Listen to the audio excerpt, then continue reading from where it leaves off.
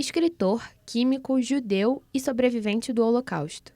Primo Levi trouxe para as suas obras o testemunho da vivência nos campos de concentração.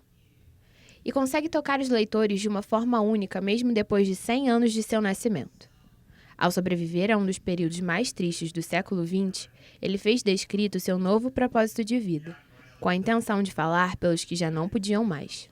Durante algum tempo ele foi visto apenas como um sobrevivente que escreveu livros de memória, de testemunho, mas progressivamente as obras dele começaram a ser percebidas como indagações sobre a própria natureza do humano, sobre a condição humana.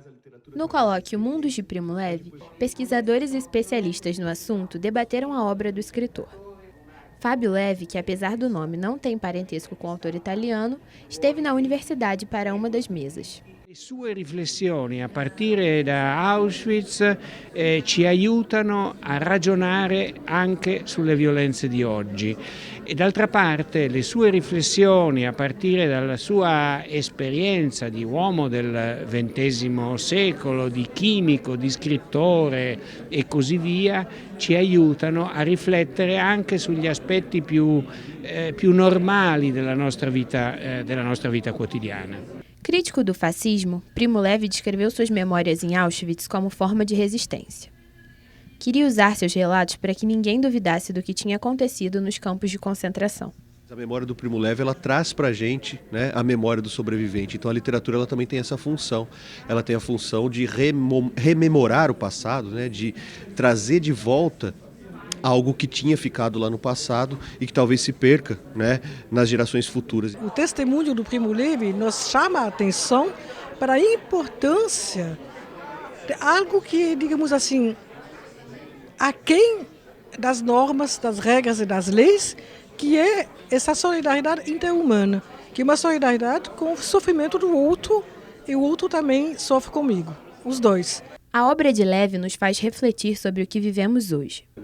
A violência, a questão dos refugiados, a intolerância religiosa e a perda de crianças inocentes devido a políticas irresponsáveis do Estado são apenas alguns dos pontos em que a obra de Levi atravessa o século XXI. E o colóquio Primo Levi aconteceu alguns dias depois do assassinato da menina Agatha Félix, ali, com um tiro de fuzil pelas costas, sentada ao lado da mãe na van, a caminho de casa, no Complexo do Alemão. E me pareceu incontornável, ainda que com todos os cuidados, né, porque as situações não são comparáveis, são contextos muito diferentes, mas ao fim e ao cabo são crianças mortas, né, pela violência do Estado.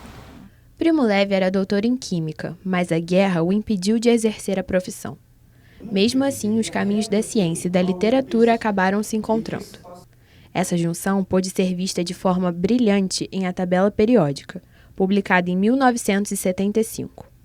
No livro, ele usa os elementos da tabela como título de cada capítulo. É impossível separar a atividade de artista, de literato, de escritor do Primo Levi desses seus exercícios de décadas de manipular substâncias, de compreender o funcionamento das substâncias.